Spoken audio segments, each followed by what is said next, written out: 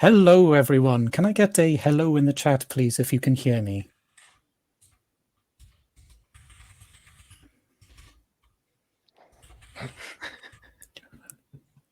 And I'm sure someone can hear us. Excellent, fantastic. Welcome, everyone. We are very excited about this evening because we are hosting the book launch for Vivian Asimos, this Digital Monsters, excellent book. As a little bit of an introduction, we are Altec UK, and Vivian, the author of the book that we're discussing tonight, is a co-founder of Altec as well. And what we do, we are a network of scholars from a variety of disciplines and backgrounds. And part of our mission statement is to get academic research out of the ivory tower of academia and into wider publics. And the book that we are celebrating is a perfect example of that.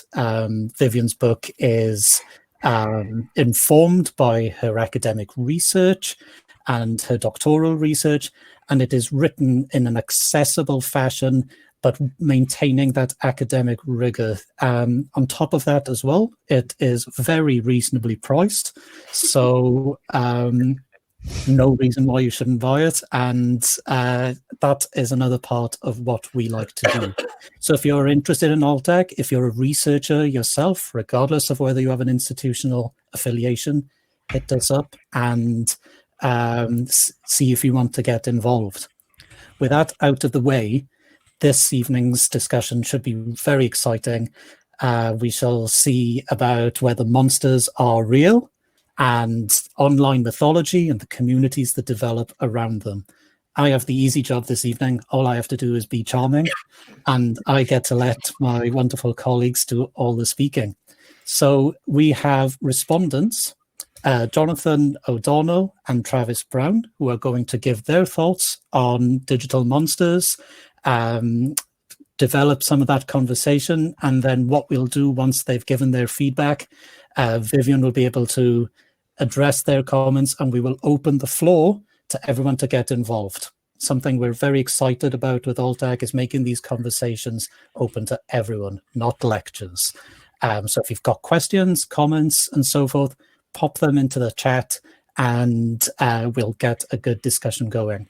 So without further ado, I think we'll start with Jonathon, who can give us some thoughts about the book, and then we'll have thoughts from Travis before the full discussion can begin. So if I'm the technical wizard that I hope I am, I should be able to get Jonathon on screen. Okay, I shall minimize myself, Jonathon, and let you do your thing.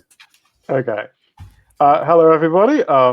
Thank you all for coming. My name is Jonathon O'Donnell. I am a member of Altec UK. I'm also an author of a bit of a far less accessible book than this one, titled Passing Orders. I study demonology and the politics of monstrosity more broadly, specifically in the context of contemporary America.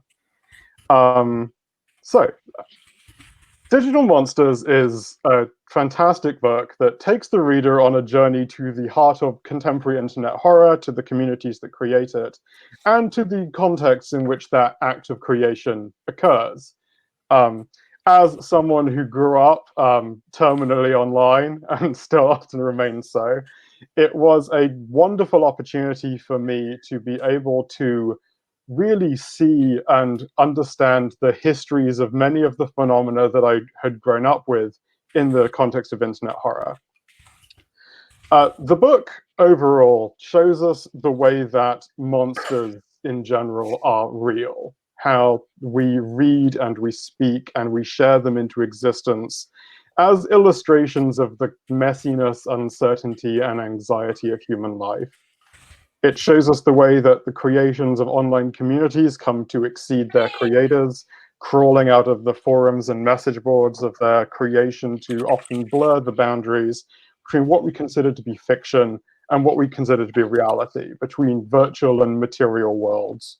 And at the same time, how material events in what is sometimes referred to as the real world, are often taken up by online communities, creating new networks of shared experience and opportunities for creativity. Indeed, the boundary between the digital and the physical, between what is considered to be online and what is IRL, to use a perhaps slightly archaic terminology at this point in time, it is one of the kind of core divisions that the book consistently refuses to acknowledge. And the one that it uses the figure of the monster and of the digital monster to blur and break down. Monsters, for those of us who have studied the history of monstrosity, have often been liminal figures, figures that frequently transgress the boundaries between, for example, life and death, as in the vampire, or between human and animal, as in the werewolf, coming to embody strange, chimeric, borderline existences that, importantly, often reveal and show a lot more about the society in which they are created and the societies in which they continue, in which they are consistently summoned to represent things. And Digital Monsters is a fantastic book that traces new figures of monstrosity, ones that have emerged over the past 2.5 decades, primarily 2 decades, since the emergence of the internet, and as a kind of form of mainstream engagement and popular engagement. It covers a wide variety of monsters. It covers specific monsters like Slender Man and the Rake, ones that anyone engaged in the world of online horror communities will know quite well. But also the phenomenon of internet urban legends, about video games such as the story of Ben Drowned or of Lavender Town Syndrome, but also of ostensibly real-world phenomena like, say, the Momo Challenge and the tales of black-eyed children that have been taken up by online communities, shaped and reshaped, shared to create new forms of engagement and community. It shows us how the histories of these new monsters, histories that even often someone like me was completely unaware of and was an absolute joy to kind of trace and to see that laid out. But it also places them within their broader context, whether this is the collective processes of online storytelling about monsters and about stories that haunt us and continue to unsettle our ways of being in the world, but also and speak to specifically modern anxieties, or in the perhaps sneaking feeling that a lot of us have that the internet itself might be in some way something monstrous, not simply in the way that a lot of moral panics, for example, position it as a site of threat, particularly of threat to the innocent, but rather in the way that it is a liminal space, a kind of wilderness, digital wilderness state that is at once everywhere and nowhere, and in which we can be at once anonymous and yet deeply and uncomfortably known at any given point through the collection of our metadata and location statistics. In the process, the book does a lot of things regarding the transformation and the transition between states that the monstrous often represent. And in doing so, I think it does a lot of really interesting things with the way that belief itself is performed within the figure of the monstrous, with whether we believe or disbelieve in the stories and the narratives to which of which we partake in a digital space. Often engagement with online fiction, or indeed the thing that often passes as online fiction or non-fiction, is engaged through a landscape of suspension of disbelief and the willing suspension of disbelief. Digital Monsters is a fantastic book in that it shows the ways that rather than disbelief, we operate through these narratives and through these communities through a kind of logic of buy-in, of the what if or the as if, a willing suspension, not of disbelief, but rather a willing capacity to believe, if only temporarily.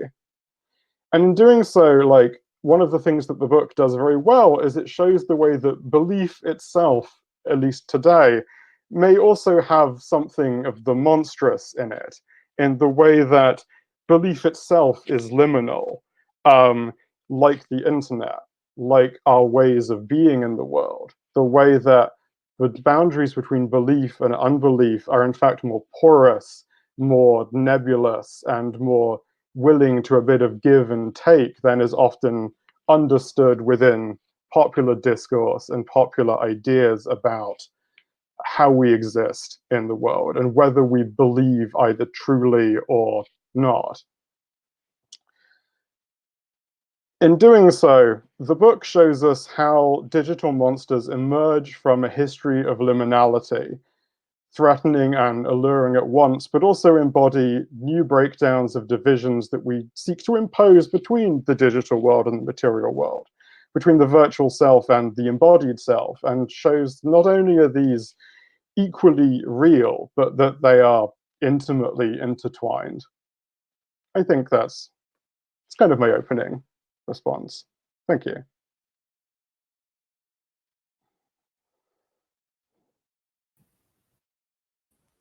There we go. Managed to get my mic back on. Erudite as ever, Jonathan. I forgot to. I was so excited to be hosting this that I forgot to introduce myself. So, hi everyone. My name's Alid. I'm also a member of Altec UK. Now that we've had some thoughts from Jonathan, I'm going to hand over to Travis Brown. If I can get his screen to come up. Here we go. Excellent. Welcome, Travis. Feel free to introduce yourself and share your thoughts. Sure. Well, Jonathan covered literally everything, so I guess I'm done. I'm just going to head out. Like Jonathan, I did very much enjoy the book. No, I learned a lot, and as a lover of words and language, I can't wait to use liminality a lot, which is not something I think I've ever put in a story before, and it is now going to be in every single story that I write for the next year. Well, thank you all for having me on here. As I said, this is an absolutely fantastic book. I loved every second of it. My name is Travis Brown. I am a horror writer. I've posted to No Sleep for the past probably 18 months or so. I've also written some stuff for online true crime and true urban legend magazines and platforms. And I've got a short story collection coming out next month, actually, called House with 100 Doors. So it has been so cool to kind of take this outside look in through the book at No Sleep, which is a place and a community that's very familiar to me, from this standpoint of, really how all these stories are being made and how these monsters are being created. So this is something where I think that Vivian does an amazing job of showing us these creatures and really the roots of modern online campfire stories. Because that's a lot of what No Sleep is. That's a lot of what creepypasta is when you really break it down. It's like we're all sharing this one giant campfire through our screens, and we're just trying to scare the heck out of each other. And one of the best ways to do that is to create a really compelling and memorable monster. I know that she talks about Slender Man and Momo, and then No Sleep has a huge variety of very popular ones. Tommy Taffy is kind of a No Sleep urban legend that's begun to take a life of their own. So this really explored a lot of the history and the trends and just the entire soul, I think, of digital monsters and the way that we share these online horror stories. And it wasn't just a good look at the monster. I think it was a fantastic way to see the collective and individual efforts that we use to create them. So one of the big things on No Sleep is that there's a big push recently to try to have more author agency, more author recognition. With creepypastas, with some of those that were, Slender Man popping out and scaring us a decade ago, a lot of them were works of collective conscious. It was just a giant group getting together, and each of them was kind of contributing maybe a photo or a journal entry or something scary. And then you had these things grow out of that community and sort of just be unleashed on the digital world. And No Sleep has a lot of those elements, but it's also somewhere that a lot of new writers or writers trying to get established are attempting to break in into the scene, where they will want to get credit for the work. They will want to be acknowledged as the creator of those monsters. And Vivian did a great job with the case study and with talking to different members of the community about their experiences. how they create. I think she also did a wonderful job of summarizing just how nerve-wracking it can be to share your fiction with such a huge community where the approval is laid out so starkly, because you have, and she goes into all of this in the book, and if you don't have it, highly recommend, that you see that the work you put out there on No Sleep Daily has a karma count, which is where people are upvoting it or downvoting it. There's always going to be a number one story for the day, for the week, for the year, of all time. And the system itself lends a lot to a competitive mindset where you are trying to make sure that your work is seen while everyone else is doing the same. No Sleep has an average of, the last time I checked with the moderation team, I think it was something like 100+ stories a day posted. So it is really thriving. It's a community with something like 15 million members now, very close to 15 million. And Vivian really put on an amazing digital exploration, a journey. Like, she was forging through Mount Everest while going to these different horror communities and speaking to the actual people who are living in their day-to-day, writing for it. And Vivian, I believe you said that you tried or wrote 2 stories for No Sleep. And I did have some questions when we get to your part. I wanted to know exactly what that experience was like for you as a new writer, because there's a large group of us that work together on different Discord servers and on a subgroup for horror writers called TCC, where we always talk about the experience of how nerve-wracking it can be to post that story, to get into that mix where it's competitive. And when new writers come in, how intimidating it is to write and share your first online horror story. So that's something I'm very interested in hearing about from your end. And again, I just loved everything in here. It is so fantastic to get the perspective of someone who was kind of outside of that and at an academic looking in at No Sleep and just really dissecting it, just cutting the little monster into pieces and then talking about the experience. And with that, I'm going to cede the rest of my time to someone else. Thank you so much, Travis. It was really fascinating there to get the account of a No Sleep writer. And on a similar note, I have a question on that front.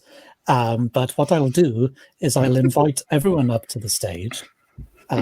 So Jonathon and Vivian, just so that you know, you are now unmuted. So this is our opportunity to really discuss the idea of digital monsters. And because I have host privileges, I'm going to make the most of it. While I let you three discuss, and I encourage everyone watching to get involved in the discussion, there's an Ask a Question tab at the bottom that you can use to send in comments, questions, and so on that our speakers can address. So before I leave you three, I was wondering if we could get a bit of a reflection on the idea of community. I'm really interested. Travis mentioned the over 15 million membership. That's absolutely enormous. What's the potential for digital monsters to create an online community, and exactly what is that community like with such a large amount of people? With that, I'm going to minimize myself and let you three get on with it. Well, I'll jump in just as someone who is a part of a lot of those different communities. No Sleep has about 15 million members. There's a huge horror writing community on Reddit. There's Short Scary Stories, which has more than 500,000 members now, and it's very active. Usually the top post of the day will see something like 1,000 to 3,000 engagement, which is karma, and then you're also looking at comments and shares. TCC, the Cryptic Compendium, which I mentioned, I think we just hit 12,000 members, which is a shared kind of platform of, I think, 15 or 16 of us horror writers, where we all kind of bring that in. So I would love to see Digital Monsters kind of erupt into its own virtual community. You could have a Discord, a YouTube channel. It's great because these things, people love horror, and internet horror in particular is just such an engaging, engrossing commodity right now. There are entire cottage industries that have popped up around creepypasta, and you probably saw this in your research, Vivian, and No Sleep, like YouTube narrations, where there are YouTubers with 2 or 3 million subscribers getting millions of views just by narrating short stories. So yeah, Digital Monsters absolutely could make that kind of splash. And what would you like to see? Would you love to, have a giant online community all in this digital monster space? I mean, if it grows to that, then I can write more books, which would be nice. Yeah, I mean, I think there's definitely a lot of potential for there, and there's obviously those small communities. I say small, 15 million is obviously not very small, but you have those communities that are kind of growing alone by themselves, and then obviously there are people that are involved in many of them, like you are, and so I think over time they'll kind of grow to become more and more people all interacting. And one of the things that I talk about in the book, as well as I talk about anytime someone gives me the chance to talk about it, is the fact that monsters are, they demonstrate kind of what a community holds important. And so when you kind of collectively find the same thing scary, it's because you collectively find the same values and the same things important. And that's why you can really grow together as a community. So a lot of people see horror as really bad things, but it shows the things that you hold dear and important and that you want to hold close. And, you know, that's something that people can really grab hold on and hug. It's forgetting.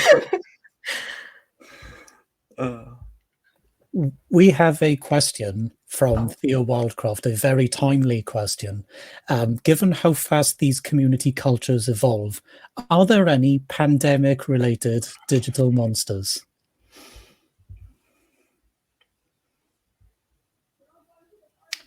Well, I can jump in from the no sleep side, because there was the entire idea of like the of a pandemic or a plague or something like that disease is a very common horror trope, and you see it everywhere from Romero to Zack Snyder, and there's a lot of different ways that it bleeds into media.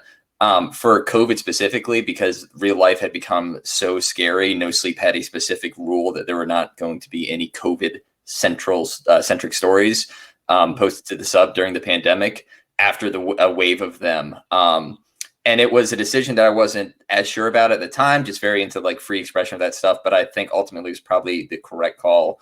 So we don't have any No Sleep COVID creation specifically because a rule was put in place where the world was scary enough with what was going on that No Sleep was actually supposed to be our little escape where we can talk about zombies and zombie pirates and ninja zombie pirates and everything else like that. Yeah, I basically around the time that COVID hit, I'd kind of stepped away from those communities that I was studying. I was already done with them as far as my PhD was concerned in even this book, but I was still around them for quite a while after. And then I realized that wasn't healthy because I kept thinking about things I should have included in the research. So I decided to step back for just a little bit. So I haven't been able to be involved, but I've started reattaching myself again because it's very hard to be away after a certain amount of time, even though all I really did was just kind of lurk. It was still great fun to be there. But you tried your hand at writing a couple stories, right? I really want to get you on the I wanted to hear, what was your experience like? Was it just, I don't know if you can see, but I've gained some gray hairs in the last year, and a lot of it was from clicking that submit button on No Sleep.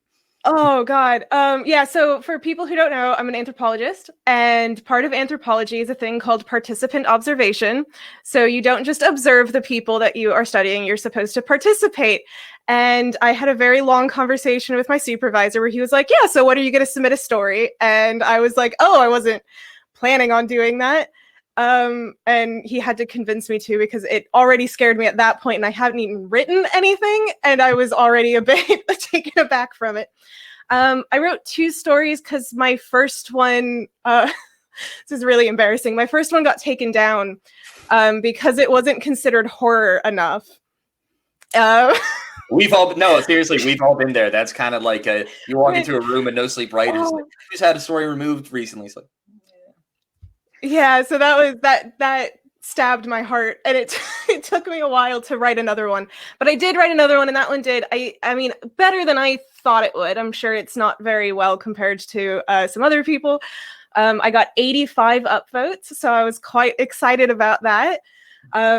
But yeah, so it did take me a try, and I think that failure really had me experience what it's like to a much fuller extent than it probably would have had I written that, semi-okay one right off the bat.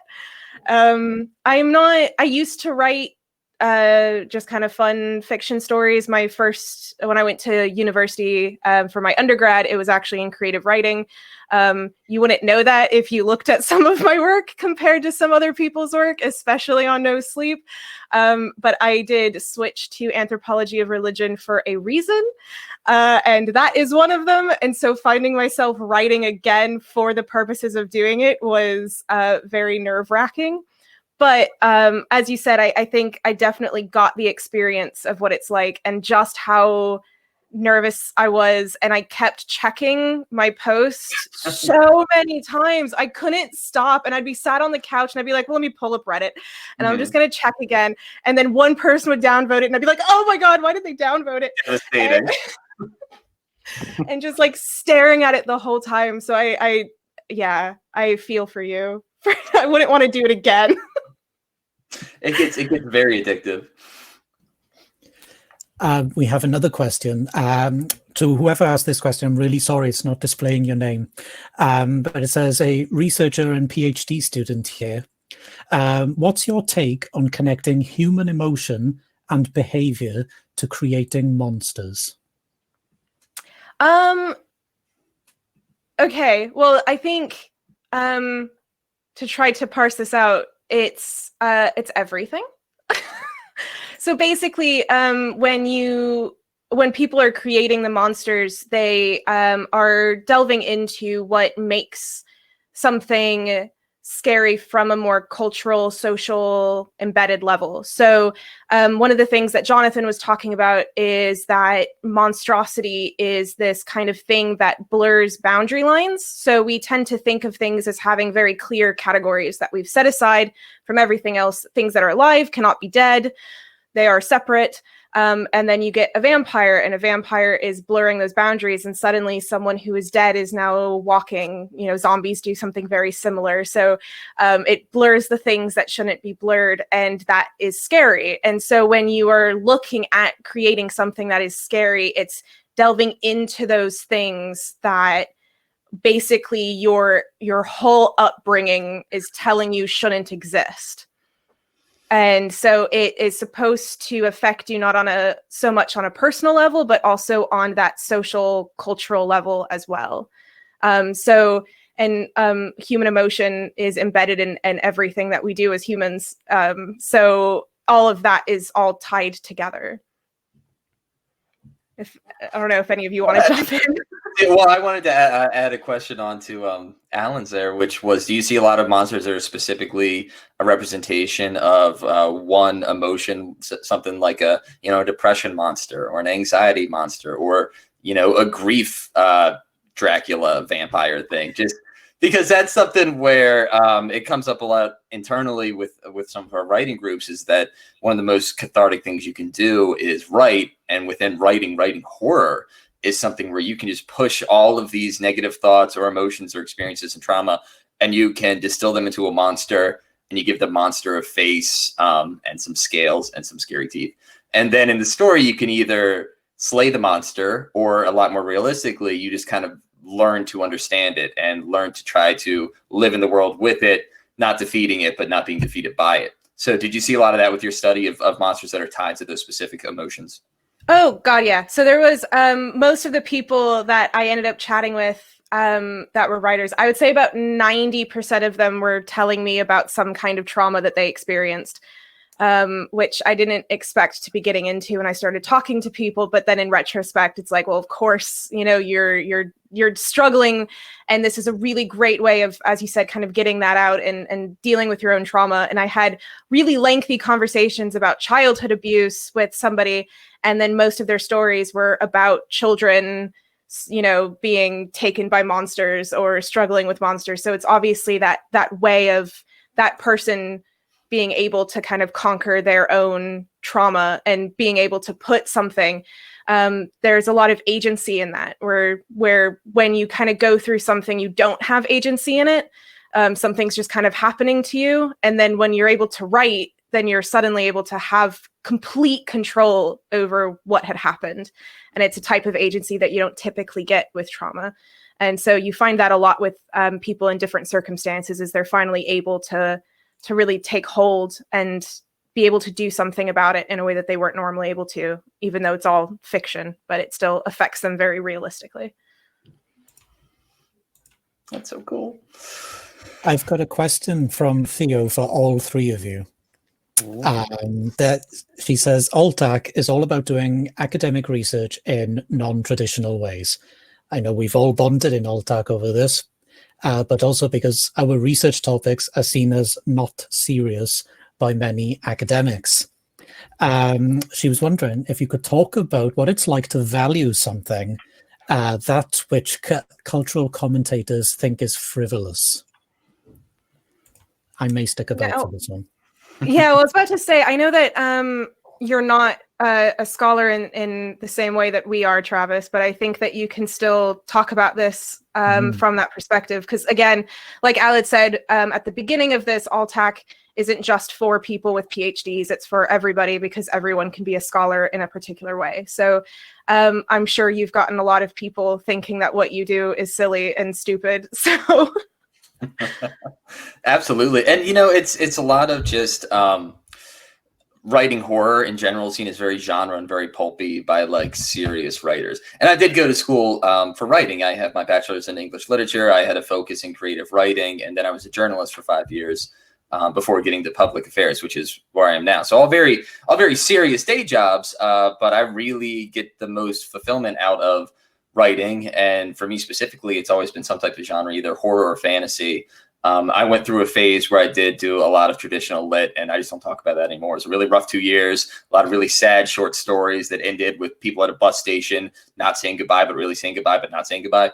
And it has just been a fun experience to post and write to No Sleep, because a lot of people do see it as kind of, especially if they're familiar with creepypastas originally, as this not very serious form of artistic expression. No Sleep right now, I think, is in the period of going through a huge shift and change with that. There have been a lot of very talented, not even trying to lump myself in with some of the people that I've met on there. We have English professors and teachers. We have doctoral students, journalists. There was a fellow from the Washington Post who actually did a huge piece last October on No Sleep and wrote a story himself, and it was amazing. He was a great writer.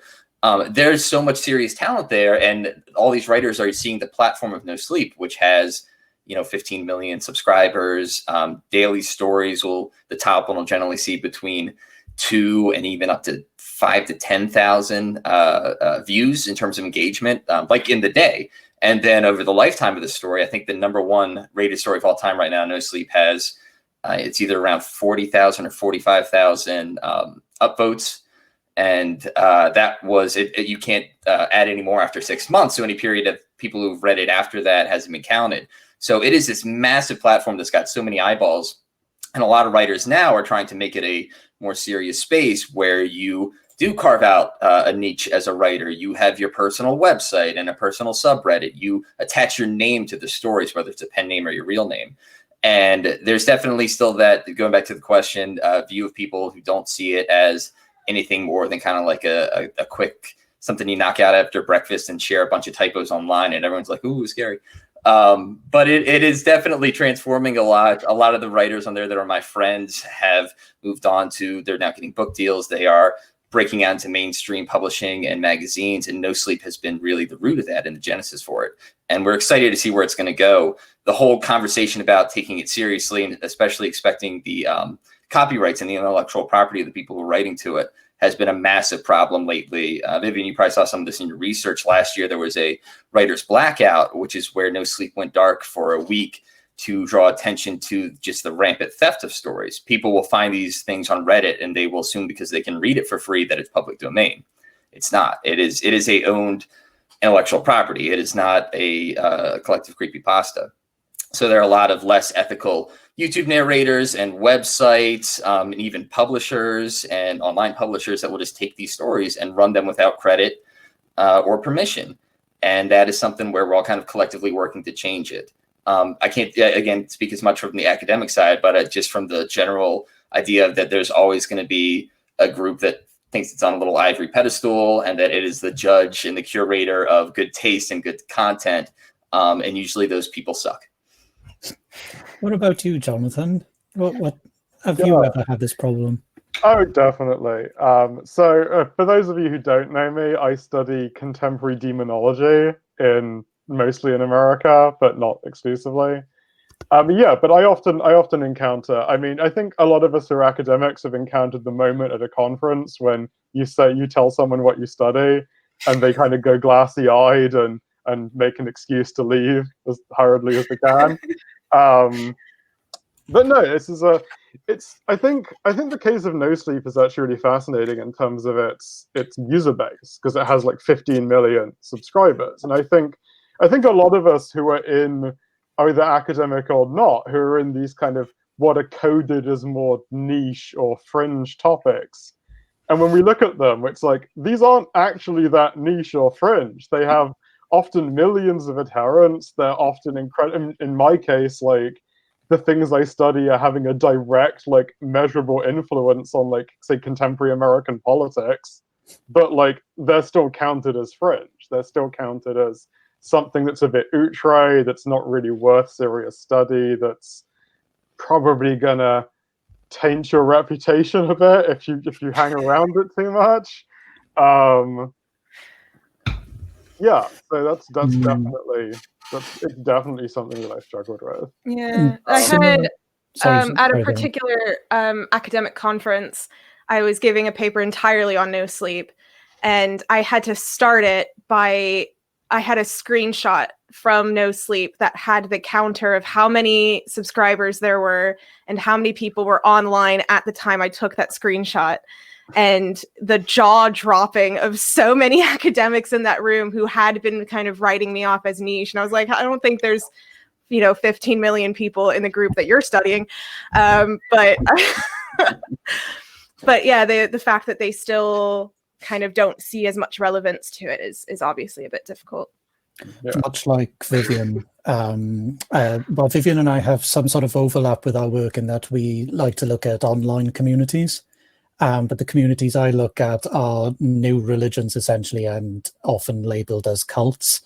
And as a result, I kind of get a double whammy, because I know Vivian gets this perception from some academic groups that her communities aren't real because they're online, because, of course, the internet isn't real. And I have these communities aren't real because they're online, and also they're not real religions because they haven't existed for thousands of years. So as a sociologist, I find that quite challenging. But what I like to do with things like this, these conversations with like-minded people, but also getting it out there. And as Jonathon was saying, in reality, these issues aren't that fringe, and these groups aren't that fringe. It's about just moving into another headspace. I think one of the great things that I have found since starting to separate myself from the ivory tower is how less fringe I have become. As soon as you start talking to normal people, then they exactly know what I'm talking about. They've read some of the stories. They know the monsters I'm talking about. And, suddenly it's not so fringe because it's impacting every single person that I talk to. But it's funny how that happens. Yeah. I mean, like, I'm kind of coming at this from coming at your book as someone who has engaged in the creepypastas and the narratives that you were discussing, but in a kind of non-academic, like, personal context. Like, it was just incredibly exciting to see, like, the history of Slender Man, the history of the Rake, the history of Ben Drowned, like, laid out in that way. And it was like, oh, that's where all that came from. It was incredibly fascinating.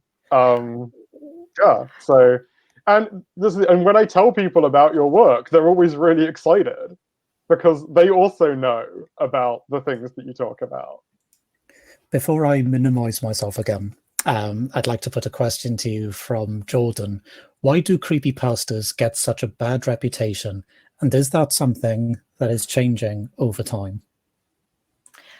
One of the main things that's changing at the moment is kind of a fading away of creepypasta as it was. This is something that Travis has already talked about quite a lot, with No Sleep kind of being, I would say, is kind of one of the core places that people go to for horror writing, at least initially, and then they can kind of fringe off to other groups as they go. But I know that that's typically one of the first places that you'll go if you're starting to look for that.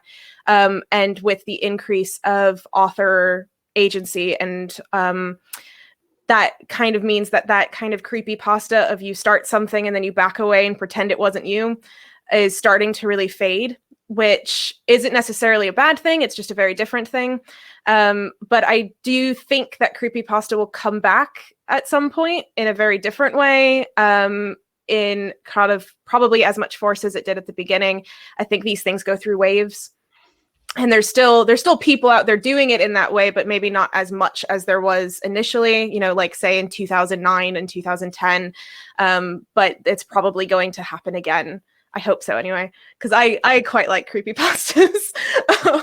And there's one, I don't know if you, I can't remember if this was in the book, so forgive me, or if it could be a really good sequel, is SCP, the Secure, Contain, Protect, which is sort of one of, I think, the last bastions of thriving kind of creepypasta that has its own for anyone who's not familiar, SCP, Secure, Contain, Protect, is almost like a very dry wiki style shared universe of just some of the most horrific and disturbing and creepy encounters and monsters and situations on the internet. That is just, it's formatted in a way where it's just like a journal entry or something you would pick up at, like, I work for the government in my day job, something you would just find in a desk drawer somewhere, where it's like, SCP number 4809, a flock of birds that will eat your face. And then they just very, very calmly lay out all the different attributes there. I think most of that stuff is generated by the community. I believe it's all public domain, but don't use it without checking, anyone who's thinking about it.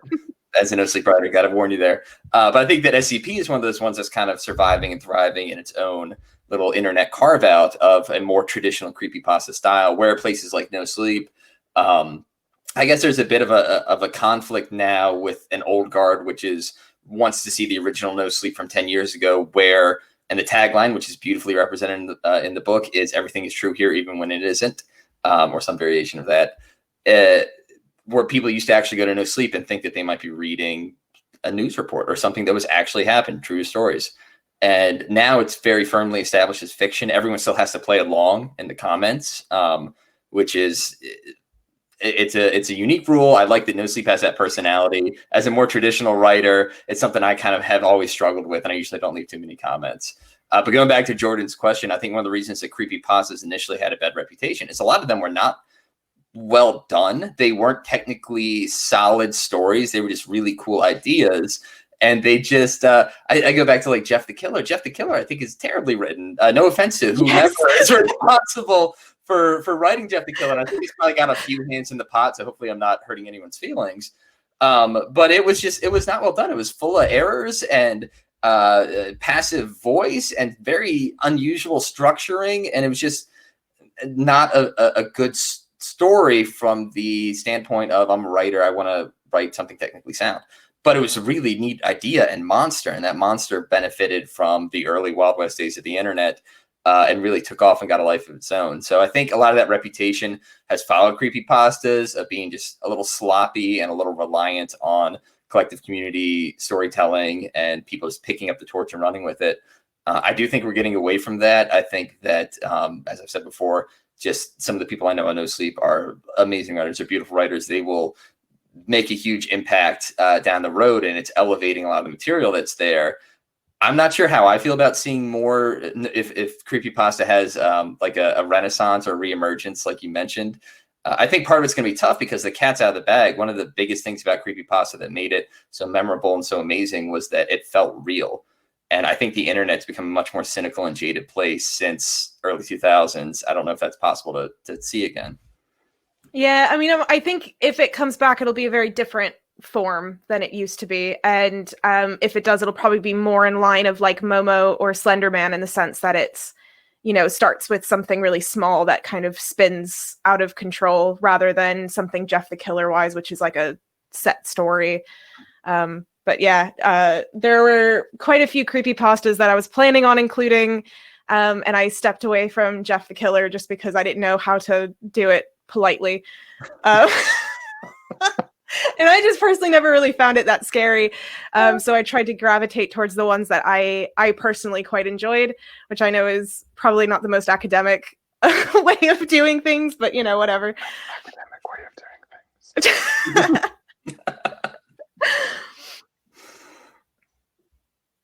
Hello, it's me again.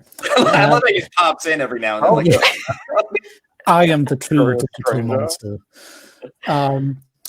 There's a question here from Victoria, and she asks, I'm not very familiar with the monster genre of online writing, but I read a lot of fan fiction, using other people's characters with their own story. Do you find that there are familiar monsters that many people are able to use in their own unique ways? Travis mentioned about electronic property.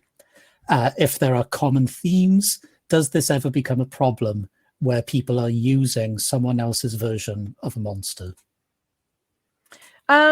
So just a quick comment here is I didn't include it in the Digital Monsters book, but it's in my thesis, which is freely available at Durham University if you are interested.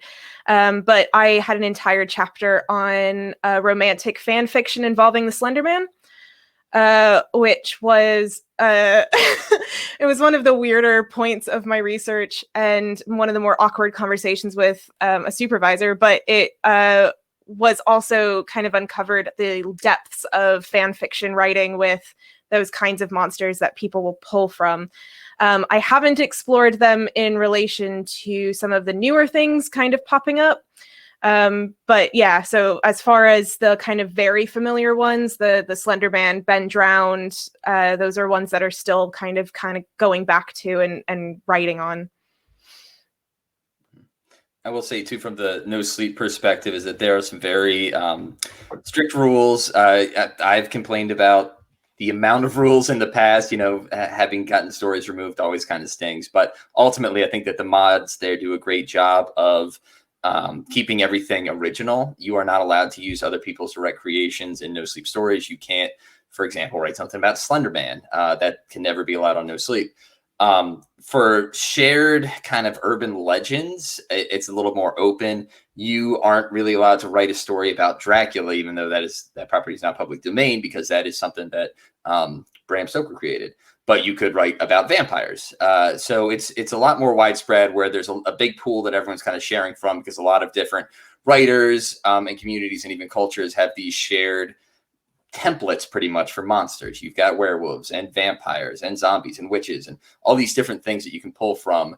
Wendigos, for some reason, on No Sleep are very popular. It's almost become a bit of a meme. And it was asked for there's an out of character chat for No Sleep, which has still like 60,000 people. It's wild. That just discuss stories without having to stick to the in character requirements. And I think it's something popped up just the other day, and it's almost every month now. It's just like, why are there so many Wendigos and No Sleep stories? So there's this thing where there are a lot of different threads that connect writers, and writers on No Sleep, again, are often competitive. We're paying attention to the trends and the metas that we're seeing develop organically on a day-to-day basis. So if you see someone write a very popular story with a specific kind of monster, next week you will likely see different versions of that monster showing up. So direct property theft, intellectual property, or copyright infringement, never allowed. Even public domain monsters can't use on No Sleep. But themes and ideas and those monster templates, you will see them a lot being used by different writers. And I feel like, Jonathon, your work is almost like far-right fan fiction using demons. Oh, yeah, including some very personal interactions where they develop rivalries over many, many years. Yeah, but perhaps we shouldn't talk about that.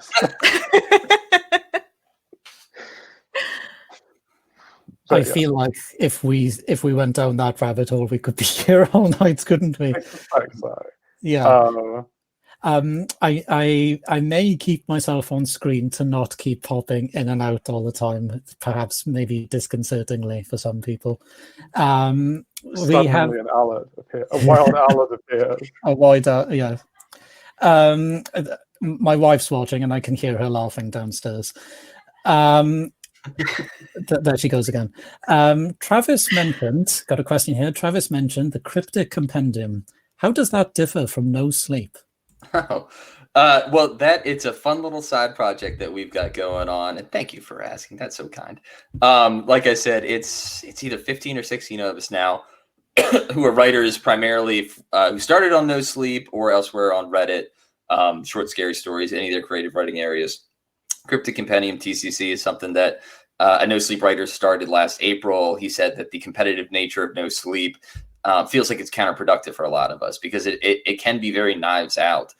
We all kind of have like a professional courtesy where we try we don't downvote other people's stories. It's very difficult to get to that top spot for the day, and everyone wants it.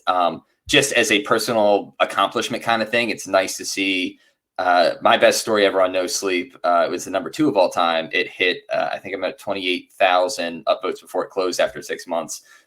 It was great. I got a tiny little bottle of champagne and popped it because it's just so nice as a writer to actually encounter readers. They are so rare and difficult to find online. So anyways, it becomes very competitive. I think it sometimes has fostered negativity between writers, everyone jostling for that top spot. Cryptic Compendium was just a group project we all came up with where all of us will link back to the same spot on Reddit, which is TCC.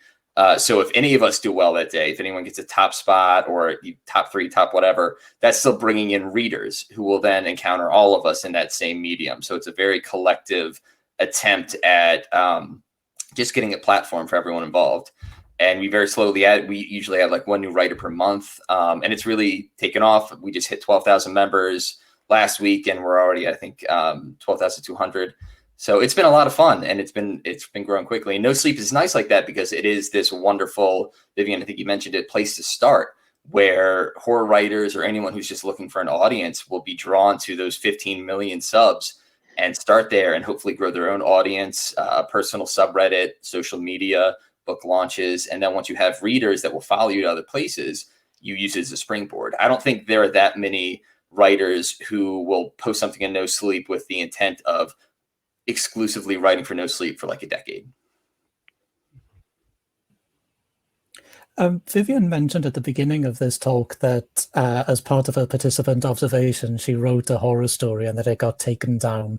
How does quality control work on No Sleep? Who makes the decisions about what stays and what goes, and how do you judge that? There's a secret Illuminati council.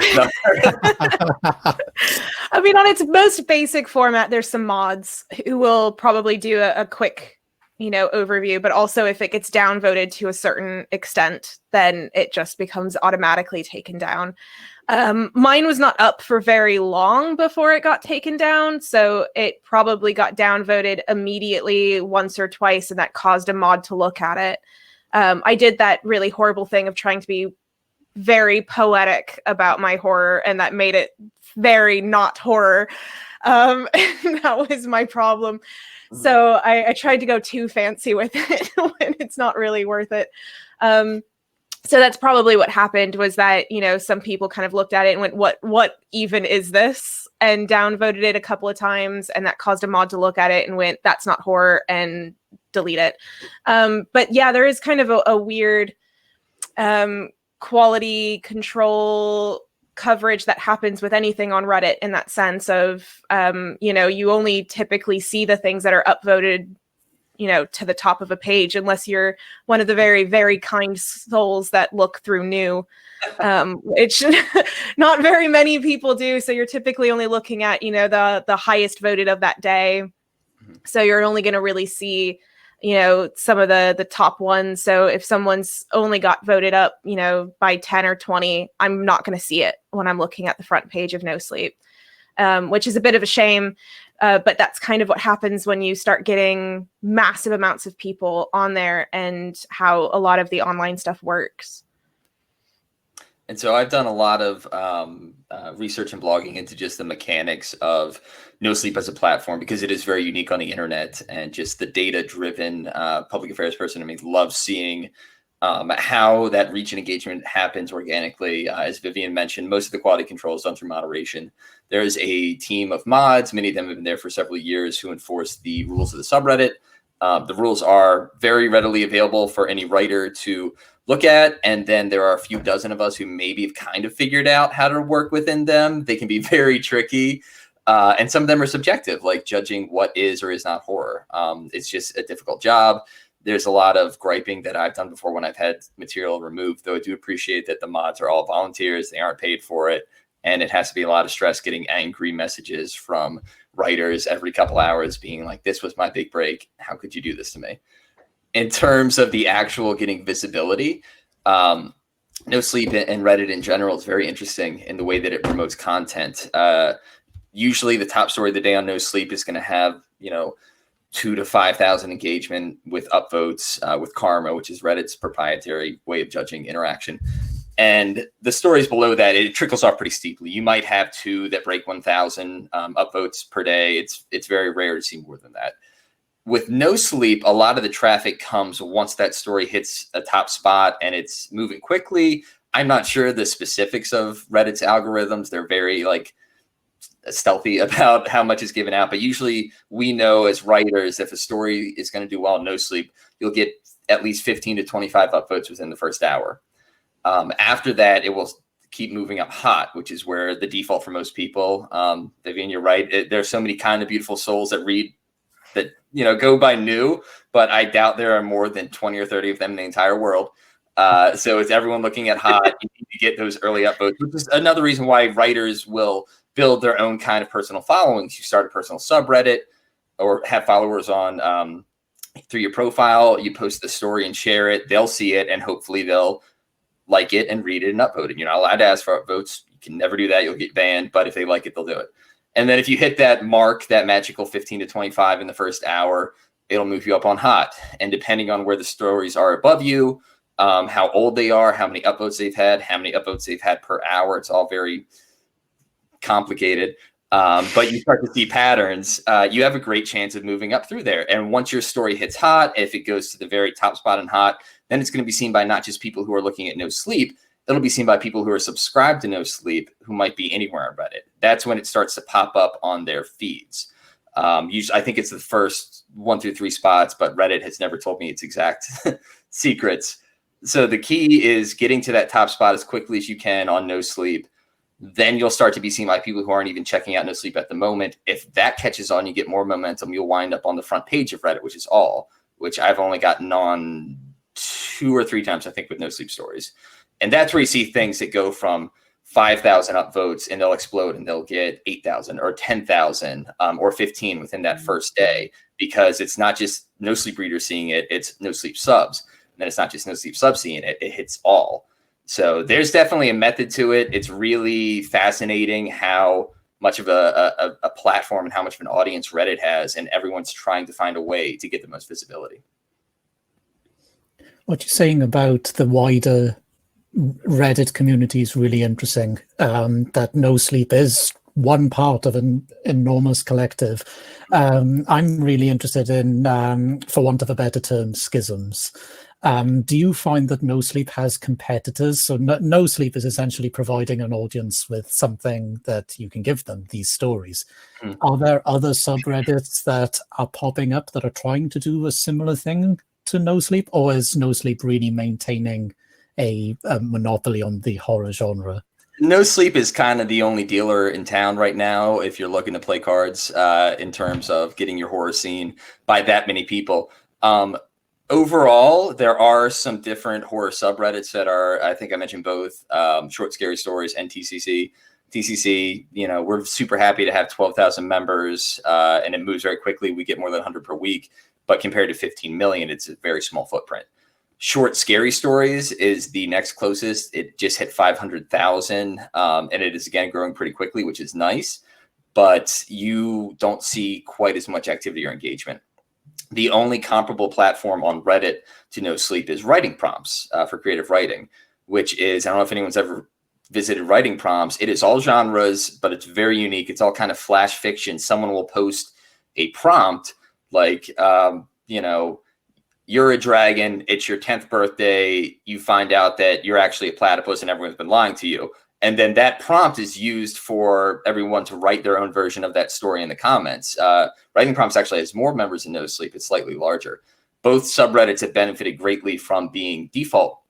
When Reddit was kind of growing up in the 2010s, they had different default subs. No Sleep was one of the big ones. So anyone who would subscribe to Reddit would be subscribed to a handful of other subs automatically. No Sleep and Writing Prompts being among those. So right now, No Sleep does lack direct competition. There are other kind of small things floating around, picking up. But one of the reasons that No Sleep has kind of stayed within its lane and has all these different rules that aren't always the most popular with some writers is there's really nothing pressuring change when you're that big. Yeah, I mean, I would add, but that was that was pretty well summed up. When I was first going on in order to kind of do my own research on it, I did follow a couple of other really smaller groups. The Scary Short Stories one was one, and there was another one that only had like 1,000 people on it. I don't even remember what it was called because I never saw it ever. Really, like Library of Shadows, maybe. Maybe I don't remember. Anyway, this was also years ago now, but I quickly unfollowed it because I was like, it's never appearing whenever I'm on my, my front page, and there wasn't as much, content going on there. No Sleep also had the benefit of having a couple of other subreddits that were interrelated. Travis mentioned the Out of Character one. That was where I actually recruited for participants because I couldn't recruit on No Sleep because that wouldn't be in character. So so there's all sorts of different other subreddits that I could kind of pop in and see what people were saying and how they were interacting in all sorts of different formats, which obviously the other groups didn't quite have. No Sleep is this giant monopoly. There are other ones, but they still kind of have a monopoly. I'm just imagining you trying to recruit on No Sleep, like in character now. It's like, I'm a cultural anthropologist doing research on the internet. Like, wait, hold on. I'm gonna take that down as the title for a No Sleep story. I was about to say that should have been my scary story that I posted. It's a very good clickbait kind of title. I know this is going to be a very open question, and I'd like to know what all of you think on this, actually. What is it about horror? Why horror? What is it about horror? Not just why horror. What is it about horror that gravitates so many people? What resonates with an audience? 15 million members. Why are people so keen and so excited about the genre? I was sorry. waiting. I just read the comments. I think as someone who writes in horror primarily now, even though it was not where I initially started, there's just so much excitement to it. And with No Sleep and internet storytelling in general, as I said way back at the beginning, it's cool having this shared digital campfire. We all get to gather around our screens and we swap ghost stories, and it just hits this primal, fun, thrilling. I always think of horror as danger at a distance. It's exciting because it does make you worry about, like, okay, was that a face outside my window? Was that a thump under the stairs? But when we're reading it, especially when we're separated by the safety of the screen, we do have that net, that guard in place that makes it a lot more palpable. So horror is just, it's so fun to be a part of, and it's so great to try to scare each other. It's such an exciting time. And I think not just with horror literature right now, and No Sleep, horror movies are going through a bit of a renaissance. There have been so many amazing ones that have come out recently. It's just a wonderful time to try to be dreadful. And it's really, I think the internet is great for it because specifically with creepypastas and No Sleep, that blur of which the book covered beautifully, fiction and reality, and the way that believability is this sort of fluid, in play kind of thing where some people will commit to it entirely, some people commit to it partially, some people will sort of commit, like if I'm leaving a comment as a character in one of my stories because it did well and people are engaged, I definitely don't believe it. I know it's fiction. I wrote it. I'm like, no, that definitely didn't happen. But you pretend it. And I've had tons of messages, hundreds over the last year, of people saying, did this really happen? Even though we're at that cynical, jaded point with the internet, people are still curious and they're open and they're kind of hoping that this new mythology, these new urban legends are real. So that's one of the shared part of horror, this like collective fever dream that everyone gets to be a part of and contribute to. I think that's why it's so engaging. It's just so much fun. Yeah, that said pretty much everything I could think of. Covered it. I think one of the things that what's really always fascinated me about horror is that it's one of the only genres that's defined by causing an emotional reaction in its audience. And what makes good horror is making people feel gross and disgusted and horrified, which does not happen in literally any other genre of writing. And that's always been something that I've really loved, is especially when people, whenever I was like first pitching what I was, researching and stuff to people, I'd initially always get oh, I don't like horror. And part of me want to be like, well, I mean, I feel like the point of horror is that you kind of don't like it in the moment. Is it like, if you're reading it and getting scared, isn't that kind of the point of what you're doing? Especially because I always had one person who said that she didn't like horror because she got too scared. And I was like, well, then you're reading good shit. I mean, I don't know what else to tell you. Like, but yeah, it's horror is that it's too good. Yeah, it's just that it's that weird thing that like that doesn't happen. You won't say, oh, I don't like watching movies that are drama because they make me cry. Like that wouldn't be what you say as a reaction to things. Mm-hmm. Yeah, it's such a strange thing to me, and it's always been the thing that's been fascinating to me, more generally speaking. And then obviously when I started getting into researching it and finding all the nooks and crannies of everything about it, it bloomed into a beautiful, horrific rose. There's a comment in the chat that I was wondering about as well. I'll add something to it. Victoria asks, wouldn't you also say that about comedy? The emotional response of laughing, or even erotica, the emotional response of ... But I was thinking about that. What's comedy's place in No Sleep? Is there a dark humor to some of these stories? Can they be funny? I mean, I've read some. I guess it depends on your sense of humor, I guess. Yeah, I read some, and in fact, I don't know whether the author would agree with it being a dark comedy, but one of the stories that I actually included as a case study, I found a bit funny. Which was the story someone met the devil at a bar, and the whole kind of conversation I found as a bit of a dark comedy kind of conversation between the two people. So there is that element in it. I think, at least from what I've personally read, there's not a massive amount of them, but you do find them. Yeah, I mean, like, I've definitely read or listened to some creepypasta or creepypasta-esque narratives that were really, really funny, but I don't know if they were intentionally so. So with No Sleep specifically, I think there are a lot of really cool genre mashups. There's a great amount of comedy that can be put into horror, just because horror is this surreal, awful experience, and then it just leaves so much space for people to kind of like have gallows humor about it. One of my favorite horror novels of all time is John Dies at the End, by David Wong, which is an amazing book. It is so cool. I've read everything he's probably ever put out. There's definitely a similar tone for some stories like that on No Sleep. One of the interesting things about No Sleep, one of the rules, is that it has to be primarily horror. It's a sort of a subjective guide where the moderation team will look at a story and they say this is more comedy than horror, even if it's like 51 to 49%, it might get removed.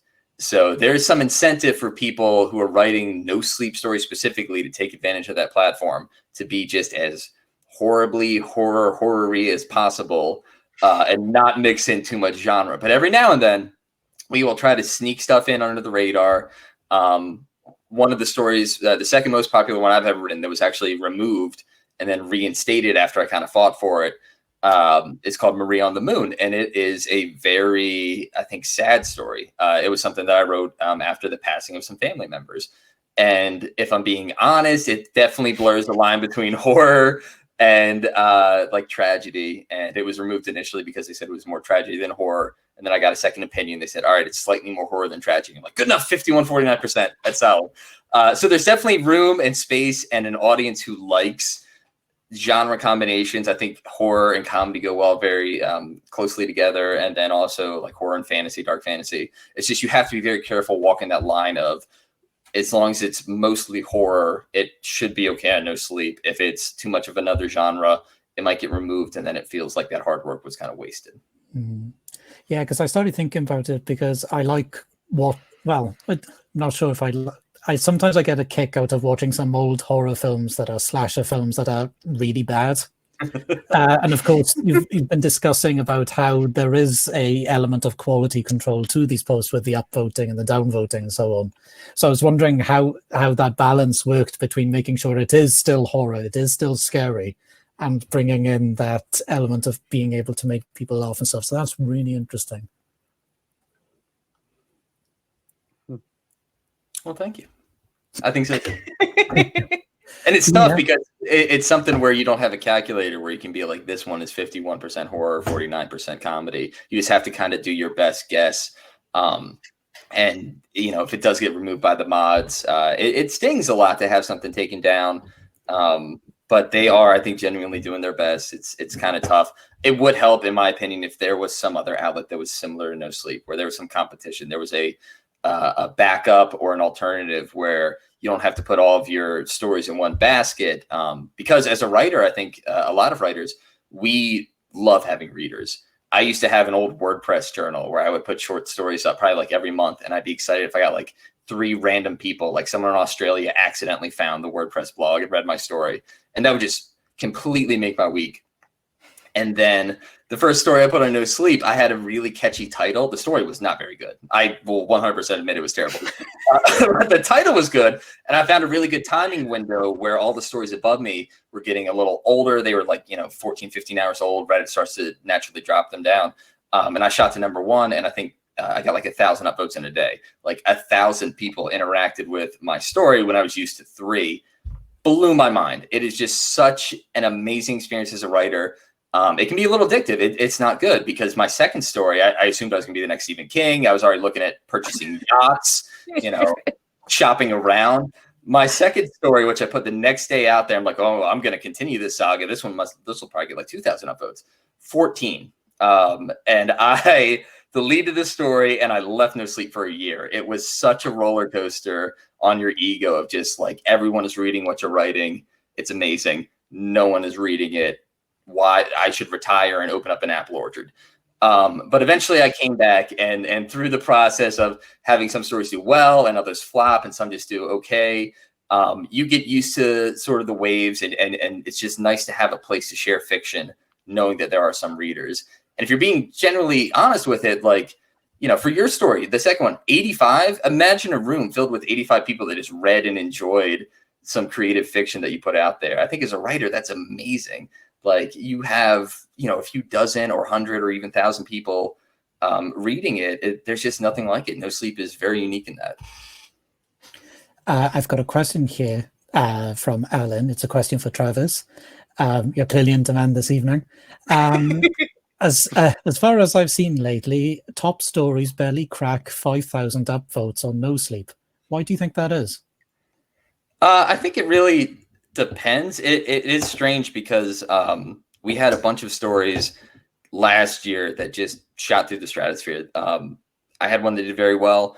There was one that's above me that's now #1 of all time that has almost double. Like it was really unbelievable the amount of engagement people were getting. And I haven't seen as much lately. I don't know if it's just general activity is down. I don't know if people are finding other competitors like Short Scary Stories, or if Reddit changed it so things just aren't getting to the front page as much. But still, when you think about it, with a lot of stories hitting 5,000 engagement in a day, like I can't think of many other genres or places on the internet where that's possible. You don't put out, a science fiction story on a blog and then get 5,000 people to read it in a day. Like No Sleep is just the place for it. Yeah, I've got a comment here from Gareth. He says, looking at it from the vein Alan mentioned about terrible slasher films, we're likely missing out on some wonderful, in brackets, awful content because the mods don't see it as horror. Do you think that's so? Yeah, I'm sure people would have gotten a great laugh out of mine. Yeah.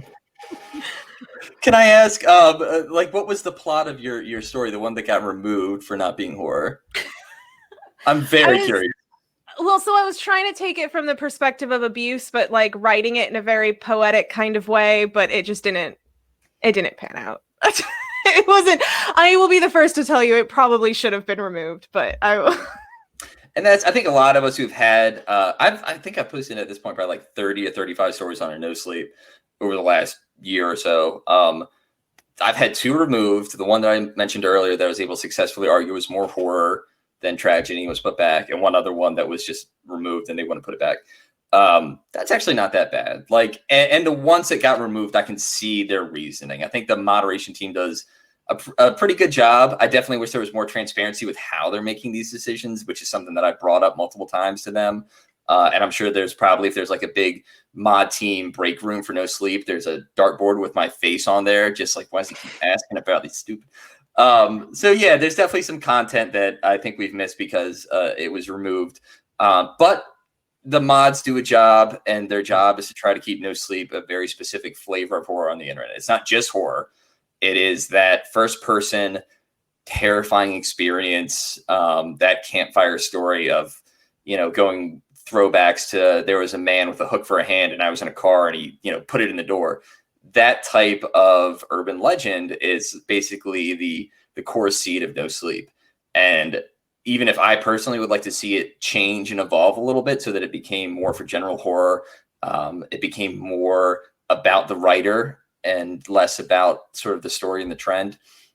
That ultimately isn't really my call to make. No Sleep started in 2010. It's had a really big decade and grown. And I'm just grateful that it's a place where I can get some stories seen. And I do think that just because people are getting their stories removed if they're not considered horror doesn't mean that there's not some really awful horror that does exist on No Sleep.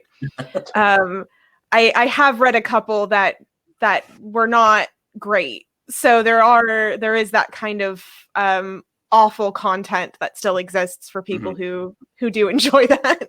What, like the Room version of not the Oscar-winning The Room, the Tommy Wiseau version of The Room, version of a No Sleep story. Definitely, if something's within the rules, there isn't a particular like quality content filter. There have definitely been some rough things on there. I posted rough things on there. Sometimes you just have a first draft where you're like, I'm not going to be able to submit this to contest. This isn't really appropriate for podcasts or lit magazines. Let's see if it does well in No Sleep. And usually the ones that seem the worst will do the best. Like, oh, wow, this got 4,000 reads and it's not very good. That's nice, I guess. And hopefully they'll read my other stories that I think are better. So it's just such a really fun, interesting experience. And there's really something there for everybody. There's probably 100 or so stories posted per day. So even after removals, even after stories that kind of get buried in new, like there's just so much free content on No Sleep. It is unbelievable. I love the idea of the digital campfire. Vivian even mentions in Digital Monsters the computer is the campfire. And yes, go buy it, everyone. And I can't show it, I'm afraid. how do the three of you feel about the difference between sitting at a campfire and sitting at a computer? Because the metaphor works very well, the idea that people are gathering to share stories, but when you're behind a screen and you can't see the face of the person telling the story or know anything about the person telling the story, what difference do you think that makes to the essence of the story? If I'm taking the idea of the medium being the message, as it were. My personal experience has actually been that I have found it scarier reading online, which might be different for other people, but it's because I'm typically reading it alone. And that creates a very different feel. And the light from a computer is very different than the light from a campfire. And so when you're alone in your bed at night reading horror stories, there's going to be a very different feeling than when you're surrounded by people and there's a very bright light of a campfire and then telling stories. There are some, scary stories that we've been told at camp, and I never found them that scary, which is why I thought going on No Sleep and doing that research would be fine, because I never really got affected by horror stories before. And there were some scary stories, and it affected me differently because suddenly the atmosphere is different and the loneliness of it was different. So in some ways it almost made it better, as if for what you're going for, than just being around the other campfire, but it still had that feel at the same time of someone telling you a story. It was just through a different medium. So I'll say that I love traditional campfire stories. I enjoy everything about storytelling. I like just getting into it with people around you, and you can do the voices, and you can do all kinds of like spooky hands, like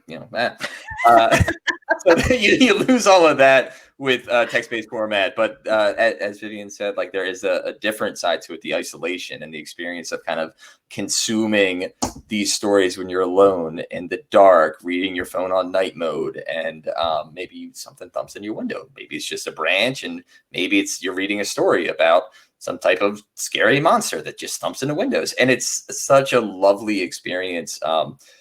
But there's like a happy medium too, because YouTube narrations and podcasts, which I mentioned earlier, have really exploded around creepypasta and No Sleep. There's actually a No Sleep podcast, which I don't believe is affiliated with the subreddit. It's kind of its own thing. But there are hundreds, if not thousands, of YouTube narrators, some of them getting millions of views on these stories, where they will translate this text-based No Sleep experience into even closer to the campfire. So they will have music. They might have sound effects like the squeaky door, like, and they will do different. See, I'm clearly training to be a narrator myself. They will do this whole kind of traditional oratory approach to telling a scary story. And it is really neat. I love it when it's done well. I've had several of my stories purchased by narrators to use, and just it completely transform it when you have all these different angles going in there. And it really does start to feel like you're getting closer to that campfire where everyone's around there and someone's like, get closer. And then they do like a scarier voice. So it's fun. There's just something in there for everyone. I don't think, you'll ever be able to replace the enjoyment of telling stories face to face. But it's nice to have options. You can read them, you can listen to them, you can experience it however you would like. So we are all still sitting in front of that big digital campfire. Yeah, and the core of pretty much all of the research that I do, whether it's a full book or whether it's just the blog posts that I post every so often, is that all of the popular culture, all of the stories that we tell are still the same legends and folklore and myth that we used to tell. That storytelling in that way hasn't actually changed. It's just our perspective on it. So these are the same. The No Sleep stories are the same. They're just kind of told through a slightly different format. Yeah. We've got another question for the expert demonologist in the house from Ali. Oh. This is for you, Jonathan. I kind of have a question similar to this as well. Jonathan, what demons do you foresee cropping up in the future? Any future demons? Oh. I mean, in what way? Like, this is the thing. Like, demons are kind of like a subset of monster. And I mean, literally, I guess they often are. But in the sense that they also, I was about to say, I think so. But I mean, like, in the similar sense that they tend to point to cultural anxieties, to like issues that may be like disavowed within a particular like cultural context, that they're kind of like the very return of the repressed in a lot of ways. So like, I mean, one of the things I've noticed in my actual like real world research into like actual demonologies that people genuinely believe in are like a rise of demons associated with climate catastrophe, essentially. But like alignments with invasive species, alignments with certain types with like rising seas, natural disasters, like that kind of material is something that I've seen like on the rise over the last decade, shall we say. In general, I expect to see a lot like an intensification of ones around technology. What is something? So I guess that's a general overview. So nature, technology, things that are in the public zeitgeist that people are afraid of. I mean, literal demons on the internet sometimes. Like, I remember once reading ostensibly non-fiction narrative many years ago that the Antichrist would be an embodied AI that arose like collectively, like in the bowels of the internet, for example. Well, that sounds like a no sleep story. Yeah, it very much did sound like a no sleep story. Yeah, Jonathan, have you ever tried your hand at writing a no sleep story? I have not. I have not. I feel like that should actually be the tried. challenge following this virtual book releases. I should. I actually kind of wanted to circle back to the earlier discussion. Like, I'm probably slightly unusual, maybe here, in that I actually primarily consume no sleep content like through YouTube narration rather than actually reading it. Or at least used to, like, over the last couple of years, which has meant that sense of campfire immediacy has tended to kind of always be there in a less mediated way. But no, I would definitely try and write a no sleep story. No. I really would love to. Yeah. And then it will get removed instantly for not being terrible enough. Listen, I've got a blog on I've got several blogs on my website actually about your first no sleep story and some steps and procedures that you should follow to try to give it the best chance of not being removed and being seen. Okay. So check me out. I can check those out and then launch my career as a no sleep writer. Similarly, Jonathan, because there's a really, really interesting overlap here between what you're interested in and what Travis and Vivian are interested in. Vivian and Travis gave us some thoughts about, the difference between that campfire and the internet. I know you've read some really out there stuff in your time. What difference does it make that often far-right conspiracies can spread through the internet and not through networks of people bound by a physical space? I mean, in what way? I guess, well, define the parameters of the question. Yeah. Well, mostly, how does it influence the traction that a far right conspiracy could gain? Oh, well, it's kind of interesting actually, because a lot of far right conspiracies play with that, or at least as they're mediated through the internet, play with that kind of simultaneous ambiguity of authorship that is kind of an aspect of online horror, like in that you have the ones that are not really urban legends, but that are framed as unsourced. They're just kind of nebulous common knowledge. They spread not necessarily through authoritative sources or through traceability, but through a kind of pervasiveness that ends up spreading. And they end up almost becoming more likely to be believed because they are everywhere. Like, because, you see them in all your Facebook groups, you see them on your Twitter timeline. And it's not that they're traceable, it's that they're ubiquitous, and the ubiquity gives them a sense of believability. But then you also, of course, have the rise of particular figures within these movements who essentially have online brands and increase their followings and increase their kind of media presence, like through online platforms, through these kind of networks, and thereby gain a kind of authoritative presence and as a reputation as writers, as truth speakers, as whatever it happens to be, like, that gives them a power that transcends or exceeds, like, say, traditional publishing institutions or traditional forms of like political presence. If that makes any sense. Yes, that is exactly the question I was meaning to ask without the answer for. Well, I think this has been a really fantastic conversation. Before we do wrap up, I'm going to give each of our speakers a chance to give a final thought or something that they find really interesting about the conversation that we've just had, and also give them an opportunity to talk about what they're doing right now. All three of our speakers have tapped into their current projects, and I would really like to hear more about that. So if beginning with Vivian, as the author of the book that we're celebrating, where can we find you online? What do you do, and what are your upcoming projects? Well, obviously, I just had a book get published, which would be fantastic for you to go and purchase. It's nice and affordable because it's a not academic book. It's also very thin, which is nice.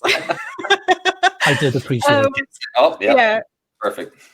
It's the perfect size for reading. You can find me on Twitter at Vivian Asimos.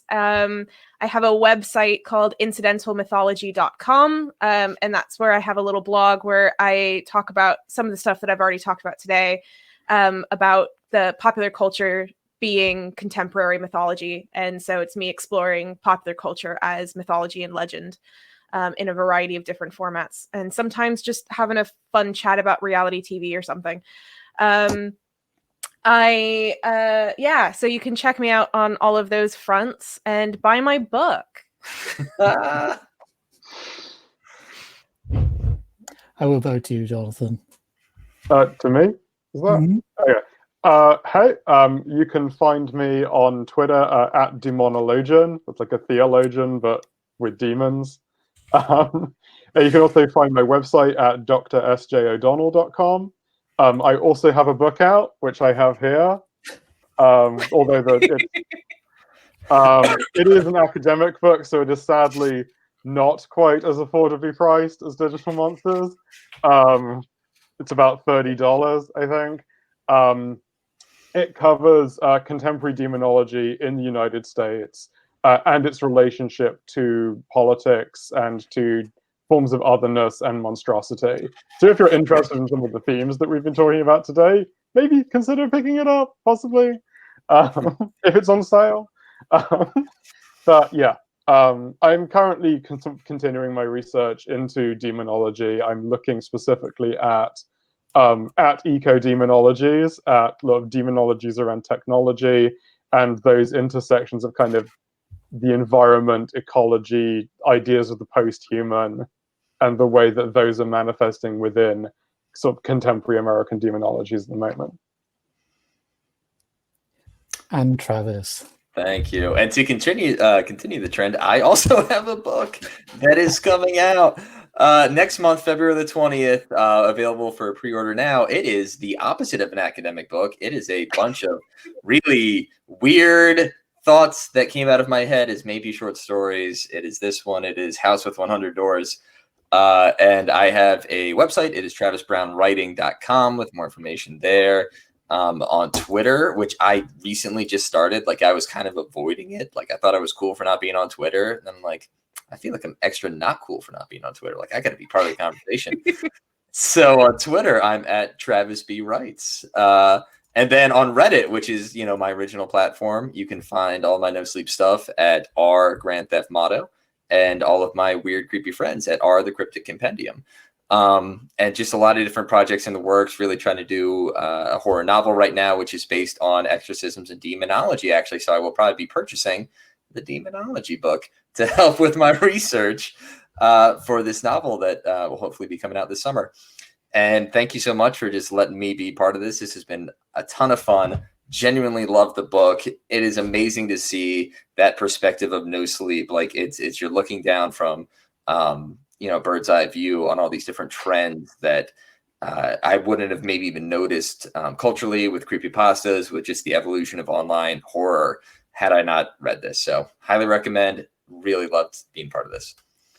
Well, thank you for joining us, Travis, because I feel compelled to check out No Sleep for myself now, because... You also have to write a story. Yeah, no, everyone here who has not written a No Sleep story needs to at least try one. It's honestly, if you have any interest in horror or writing, even from the academic side of it, it is such a unique and fun experience. Also will give you gray hairs. Write your story, and then you get to see, like, will it be removed? Will it flop? Will it become... It'll be removed. Well, you don't know. You might accidentally stumble into, like, a top 10 story of all time, and then that constant refreshing, which all of us no sleep writers do, Vivian. Like, as soon as a story goes up, if it's your first or your 50th, you're just like, do people like it? Do people like it? And you might see all those nice little orange up arrows pop up in comments and character of people saying, like, stay safe, OP, and maybe you shouldn't be threatening the demon thing, or avoid the toaster. It sounds possessed. Like, it's really just a fun time. Highly recommend everyone try it at least once.